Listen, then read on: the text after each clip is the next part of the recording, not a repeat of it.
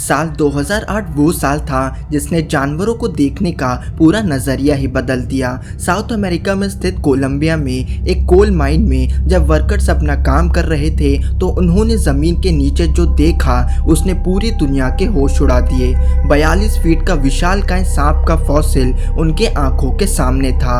अगर इंसान अपने मन में ही एक ट्रक के जितना बड़ा सांप की कल्पना करे तो उसकी हालत खराब हो जाएगी। तो सोचिए उन वर्कर्स को उस समय कैसा लग रहा होगा।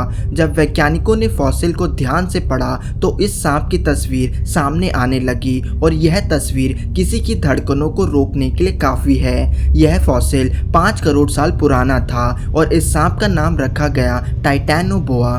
वैज्ञानिक मानते हैं कि इन सांपों की लंबाई 40 से 50 फीट होती होगी, जो कि 3 फीट तक चौड़े हुए करते थे। इतनी बड़ी लंबाई को आप यूं सोचिए जैसे एनाकोंडा वाली मूवी का सांप आपके सामने खड़ा हो तो आपके मन में क्या चलेगा।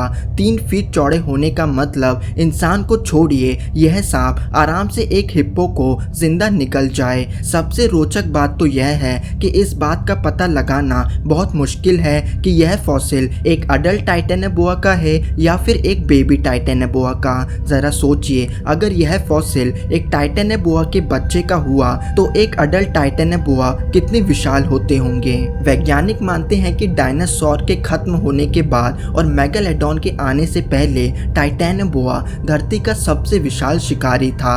इस विशालकाय सांप की डाइट भी काफी भारी थी। वे उस समय के कछुए और मगरमच्छों को अपना शिकार बनाया करते थे। उस समय के कछुए और मगरमच्छ भी आज के मुकाबले काफी विशाल थे, इसलिए इनमें से किसी को भी खा के टाइटैनोबोआ को कई दिनों तक कुछ खाने की जरूरत नहीं पड़ती थी।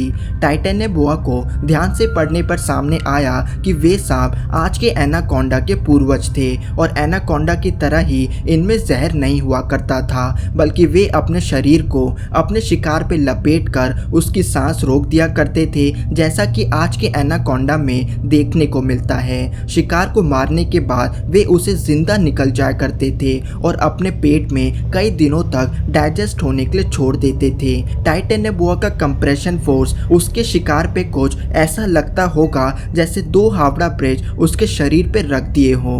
आपके मन में आता होगा कि उस समय के सांप इतने विशाल क्यों थे, तो आपको बताएं, ऐसा इसलिए था क्योंकि करोड़ों साल पहले धरती का तापमान आज के मुकाबले कहीं ज्यादा गर्म हुआ करता था। सांप कोल्ड ब्लडेड क्रिएचर्स होते हैं, जिसका मतलब है कि उनकी बॉडी का टेम्परेचर इस बात पे निर्भर नहीं करता कि वे क्या खाते हैं, बल्कि इस पे करता है कि इनकी सराउंडिंग का क्या तापमान है। अगर टेम्परेचर ज़्यादा होगा तो उनका मेटाबॉलिज्म भी तेज होगा, जिससे उनका मास बढ़ेगा और वे जीव उतना ही विशाल होगा।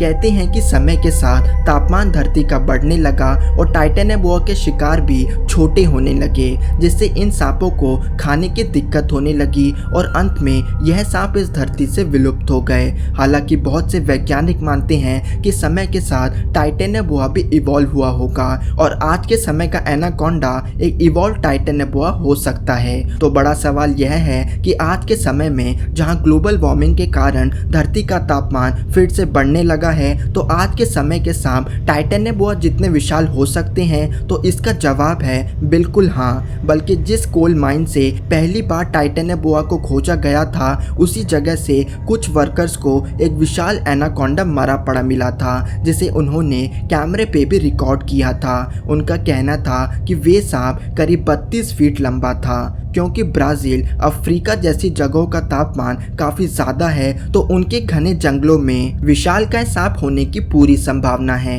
ऐसा काफ़ी माना जाता है कि अमेज़न के घने जंगल में काफ़ी जगह को अब तक नहीं देखा गया है और इन जगहों में हमें हमारी कल्पना से परे विशालकाय सांप देखने को मिल सकते हैं। जैसा कि यह वीडियो जिसे ब्राज़ील की एक नदी से लिया गया था, जिसमें दिखने वाले सांप को 50 फीट लंबा माना गया था। ब्राज़ील ब्राजील की एक और नदी से एक विशाल सांप जैसा क्रिएचर तैरता हुआ दिखाई दिया था।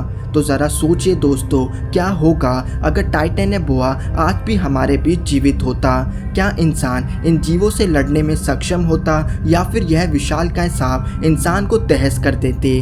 अगर आज टाइटेनेबोआ होता तो वे ब्राज़ील, वेनेजुएला और साउथ अमेरिका के दूसरे देशों में देखने को मिलता। एनाकोंडा की तरह ही वे जंगल में मौजूद नदी के पानी में या फिर नदी किनारे झाड़ियों में रहा करते। जाहिर सी बात होती कि इन जंगल में जाने से पहले इंसानों को 100 बार सोचना पड़ता। बिना किसी ऑटोमेटिक हथियार के चाहे 100 लोग भी जंगल में चले जाएं तो भी टाइटेनेबोआ का कुछ नहीं बिगाड़ सकेंगे। जंगल के आसपास रहने वाले लोगों को अपना घर सुरक्षित चीज़ों से घेरना पड़ेगा, जैसे कोई इलेक्ट्रिक फेंस। ऐसा बहुत ही कम पाया गया है कि एक एनाकोंडा इंसानों पे हमला करे, तो ऐसा माना जा सकता है कि टाइटेनेबोआ भी इंसानों पे हमला नहीं करते। हालांकि जैसा कि इंसान का नेचर है कि अद्भुत जीवों को पकड़कर जू में कैद करके पूरी दुनिया से पैसे कमाने का, तो ऐसे बहुत से लोग होते जो कैसे ना कैसे करके इस विशाल टाइटेनेबोआ को कैद करने की कोशिश करते। वे समंदर में रहने वाली डॉल्फिन्स, कछुए और अन्य मछलियों को भारी मात्रा में कंज्यूम करते। यहाँ तक कि मगरमच्छ को भी अपना भोजन बनाने से पीछे नहीं हटते। इससे इन जीवों की संख्या काफी घट जाती और फूड चेन में उथल पुथल देखने को मिलता। कुल मिला के यह है कि टाइटेनेबोआ का आज के समय में जीवित होना जानवरों की दुनिया को हिला के रख देने जैसा होगा।